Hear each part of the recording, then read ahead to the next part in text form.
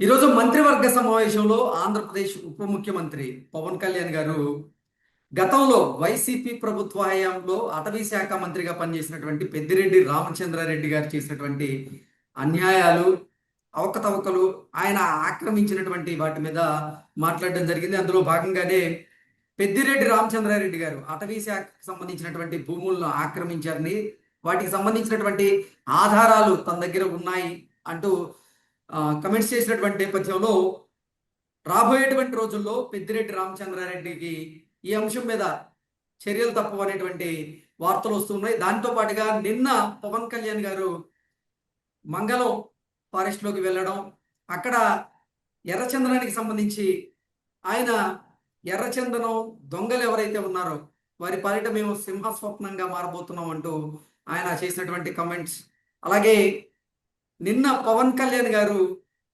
తుపాకీ తీసుకొని 30 రౌండ్లు ఫైరింగ్ ప్రాక్టీస్ చేసిన నేపథ్యంలో వీటన్నింటినీ ఉద్దేశించి ఇప్పుడు వైకాపా నేతలు పవన్ కళ్యాణ్ గారి మీద కూడా విమర్శలు, ఆరోపణలు చేస్తూ ఉన్నారు. పవన్ కళ్యాణ్ గారు బ్రేక్ఫాస్ట్ ఒక చోట, లంచ్ మరో చోట, డిన్నర్ ఇంకొక చోట చేస్తూ ఉన్నారు, ప్రజాధనాన్ని దుర్వినియోగం చేస్తున్నారంటూ వారు విమర్శలు గుప్పిస్తున్నటువంటి నేపథ్యంలో ఈ అంశాలన్నింటి మీద మనం పూర్తి స్థాయిలో విశ్లేషణ చేసుకుందాం. ప్రస్తుతం మనతో పట్టున్నారు ప్రముఖ రాజకీయ విశ్లేషకులు, ప్రముఖ సీనియర్ జర్నలిస్ట్ డివిఎస్ గారు. వారితో మాట్లాడతాం.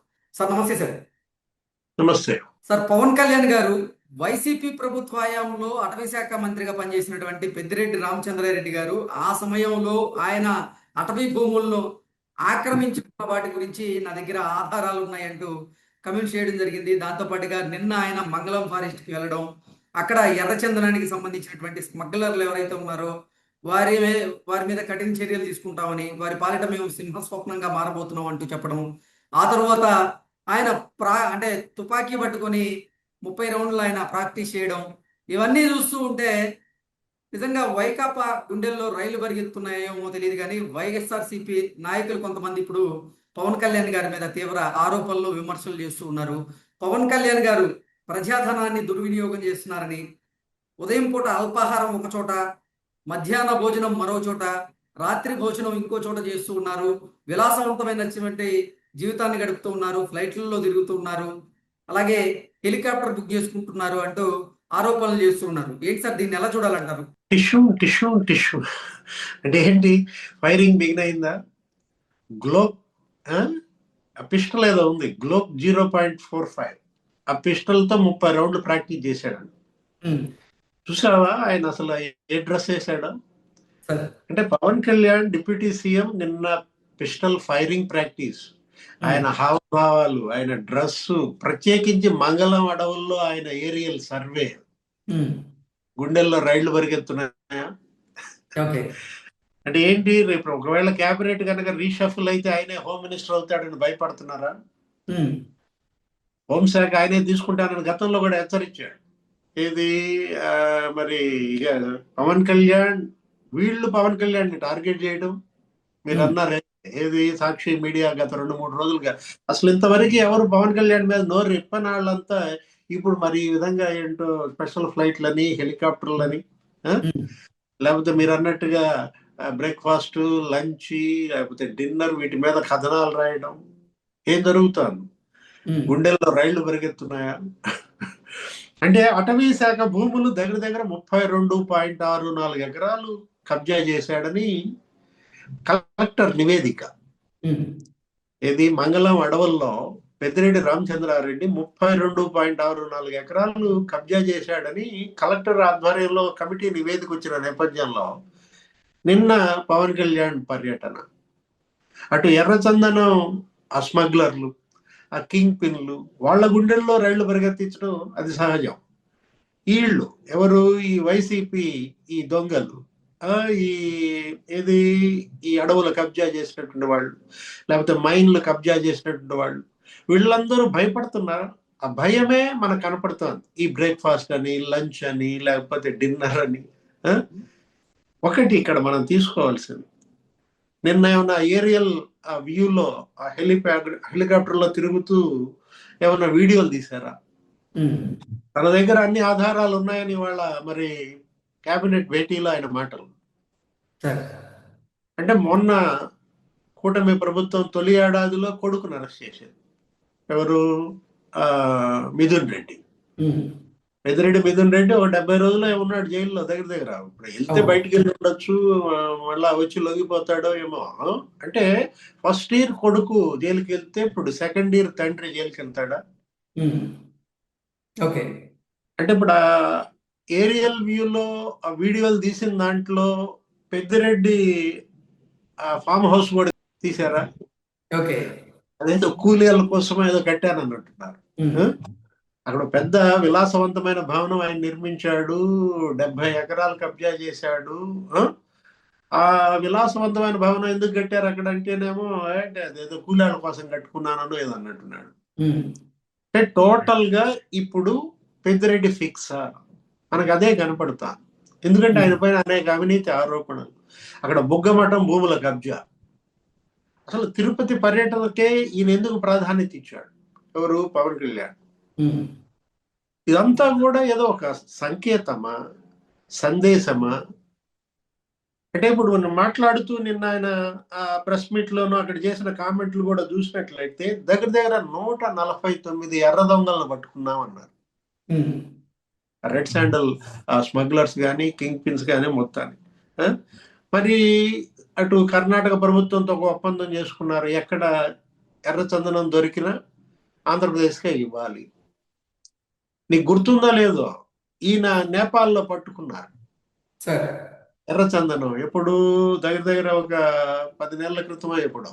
అవును. అక్కడ ఎర్రచందనం పెద్దిరెడ్డిదే అన్నారు. ఉమ్. నేపాల్లో పట్టుబడిన ఎర్రచందనం అవి కూడా మాకే రావాలని మరి లేఖ కూడా రాసినట్టున్నారు, డిమాండ్ ఉమ్. చేసినట్టున్నారు. ఎక్కడ ఎర్రచందనం దొరికినా అక్కడ అమ్మినా లేకపోతే ఆ డబ్బులు మొత్తం ఆంధ్రప్రదేశ్ ఖజానాకి అది జమ చేయాలంటూ చర్చ కూడా సాగింది. ఉమ్. దానిపైన ఒక తీర్మానం ఆమోదించడం, ఒక చట్టం కూడా చేద్దామని ఆలోచనలో ఉన్నట్టున్నారు. ఎందుకంటే అసలు ప్రపంచంలో ఎక్కడ, భారతదేశంలో ఎక్కడ ఇవి ఉండవు ఈ వృక్ష జాతులు. ఉమ్. ఇది కేవలం శేషాచలం అడవుల్లోనే పెరుగుతాయి. అవును. ఏంటి, నిన్న కూడా ఆయన మాట్లాడుతూ సెంటిమెంట్ కూడా ఉపయోగించారు. ఏది? స్వామి గాయం అయితే ఆ గాయం మాన్పటానికి వచ్చినటువంటి వృక్ష జాతుల్లో ఇవి ఏది? ఎర్రచందనం వృక్ష జాతి. అట్లాంటిది జగన్మోహన్ రెడ్డి 5 ఏళ్లలో పెద్ద ఎత్తున నరికేశారు. ఉమ్. దగ్గర దగ్గర 2 లక్షల చెట్లు నరికేశారంట. ఆ ఎర్రచందనం స్మగ్లర్కే సీటు కూడా ఇచ్చినట్టున్నారు. ఓకే. ఎవరైనా? విజయానంద రెడ్డి ఏదో ఉంది, చిత్తూరు వైసీపీ కంటెస్టెడ్ క్యాండిడేట్, ఇప్పుడు ఆ ఓకే. జిల్లా పార్టీ అధ్యక్షుడు కూడా అతనేనేమో. ఆ? అంటే జగన్మోహన్ రెడ్డి చేసినటువంటి ఆ స్మగ్లింగ్, ఆయన చేయించినటువంటి ఆ దందా ఒక రెడ్ శాండలే కాదు, మైనింగ్ మొత్తం. ఇప్పుడు ఈ భూ మాఫియా, ల్యాండ్ మాఫియా, వీటన్నిటికీ కేర్ ఆఫ్ అడ్రస్ తిరుపతిగా కనపడతారు. ఉమ్. వీళ్ళందరూ ఏది? అటు రెడ్ శాండల్ స్మగ్లర్స్ కానీ, ఇటు ఈ ల్యాండ్ మాఫియా కానీ, అటు మైనింగ్ మాఫియా కానీ, మొత్తం మాఫియా అంతా కూడా నీకు తిరుపతి బేస్గానే మరి ఏ విధంగా వేల కోట్లు కొల్లగొట్టారో, విదేశాలకు పంపించారో కళ్ళ ముందు కనపడుతున్న నేపథ్యంలో తిరుపతి పవన్ కళ్యాణ్ పర్యటన ప్రాధాన్యత సంతరించుకుంది. ఉమ్. ఏంటి, మళ్ళీ నెక్స్ట్ టైం కూడా వెళ్తాడా? ఓకే. మొదటి టూర్కే ఈ విధంగా బెంబేలెత్తిపోయి ఆయన మీద ఆ విధంగా రాస్తున్నారు, ఆ విధంగా చెలరైపోతున్నారు అంటే మనకు అదే కనపడుతుంది. ఎట్టి పరిస్థితుల్లో పవన్ కళ్యాణ్ ఒక అంశం టేకప్ చేశాడంటే అది మిడిల్ డ్రాప్ ఉండదు, ఉమ్. అది మధ్యలో వదిలేయటం అనేది ఉండదు. దాన్ని ఒక లాజికల్ ఎండకి తీసుకెళ్లేదాకా వదలడు. ఓకే. మనం చూసాం ఏంటి, ఆ ఒక పెద్దిరెడ్డి రామచంద్రారెడ్డి, ఆయన ఆయన అనుయాయులు, ఆయన బినామీలు దగ్గర దగ్గర 4 నియోజకవర్గాల్లో తిష్టేసి ఒక 20,000 ఎకరాలు భూ కబ్జాలు చేశారు. ఆ మదనపల్లి ఫైల్స్ ఉమ్. తగలబెట్టారు, మనం చూసాం. ఒక భూమి, ఒక గ్రామం గ్రామం లేపేశారు. ఏదది? రాగాలపల్లి అని చెప్పి ఒక గ్రామం మొత్తం 958 ఎకరాలు వీళ్ళ పేరు మీద అన్ని కబ్జా. ఉమ్. ఇప్పుడు ఆ కేసు కూడా మళ్ళీ ఇప్పుడు కనుక స్పీడ్ చేసినట్లయితే, ఏది? మదనపల్లి ఫైల్స్ తగలబెట్టినటువంటి కేసు, ఇప్పటికే అనేక మంది అరెస్ట్ అయ్యారు, కొంతమందిని పిలిపించినట్టున్నారు, ఆయన పిఏ కూడా పరారైనట్టున్నాడు. ఆ? ఇలాంటి పరిస్థితుల్లో పెద్దిరెడ్డి చుట్టూతా ఉచ్చు బిగుసుకుంటోందా? గో అహెడ్ అన్నారు. ఏది? కేబినెట్ భేటీలో దీనిపై చర్చ వచ్చినప్పుడు ముఖ్యమంత్రి చంద్రబాబు కూడా ఏది పెద్దిరెడ్డికి సంబంధించినటువంటి ఆధారాలన్నీ దొరికాయని ఈయన చెప్పినప్పుడు ఉమ్, దాన్ని ఇప్పుడు మనం వాళ్ళ ఏంటి కేవలం గుడ్డగాల్చి ముఖానేయడం కాదు కదా, అంటే ఆరోపణలు చేసి వదిలేస్తే కాదు. ప్రజలు కోరుకుంటోంది ఏంటి? కఠిన శిక్షలు పడాలి. ఉమ్, దోషులు ఎవరైనా సరే, ఏ స్థానంలో ఉన్నాళ్ళైనా సరే, అదొక గుణపాఠం కావాలి. ఇది వాళ్ళ జనం కోరుకునేది అదే, దేవుడు కోరుకునేది అదే. ఇలాంటి పరిస్థితుల్లో మరి గ్లోక్ 0.45 పిస్టల్ అనగానే నాకు అదే గుర్తొచ్చింది అనమాట. ఓకే. ఏంటి ఇప్పుడు వీళ్ళ నేరస్తుల గుండెల్లో రైళ్లు పరిగెత్తుతున్నాయా? ఇప్పుడు ఒకవేళ ఏదైనా సినిమాలో మళ్ళీ ఆ రోల్ ఏమైనా అయిపోతున్నాడా? ఓకే. దానికోసం ప్రాక్టీస్ చేశాడా? ఆయన వేసినటువంటి ఆ డ్రెస్ ఏదో మిలిటరీ డ్రెస్ లో దిగినట్టున్నాడు, దిగటం కూడా. మిలిటరీ ప్యాంట్ తో.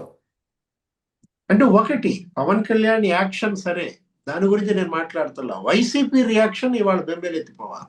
ఏది ఎందుకు ఇన్నాళ్ళు పవన్ కళ్యాణ్ పైన మాట్లాడినాళ్ళు, మరి కామెంట్ చేయనాళ్ళు, కథనాలు రాయినాళ్ళు, ఏకంగా ఆయన గురించి చిలవలు పలవలు చేసి మాట్లాడుతున్నారు.